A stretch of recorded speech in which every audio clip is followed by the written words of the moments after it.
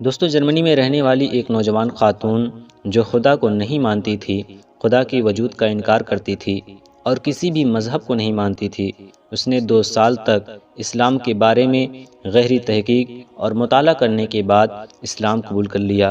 دوستو اس خاتون کا تعلق اس کے والدہ کی جانب سے ایک عیسائی خاندان سے تھا۔ دوستو سب سے پہلے آپ یہ چھوٹا سا ویڈیو دیکھیے۔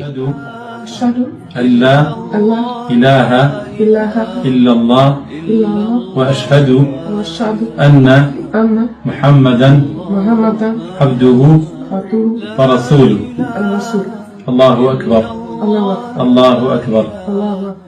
دوستوں اس خاتون نے اسلام قبول کرنے کے بعد اس نے اپنا نام ایزانڈرا سے تبدیل کر کے صوفیہ رکھ لیا۔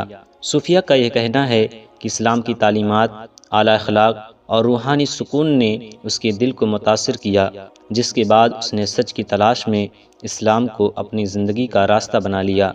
دوستو ویڈیو اگر آپ کو اچھی لگی ہو تو ویڈیو کو لائک اور چینل کو سبسکرائب ضرور کریں۔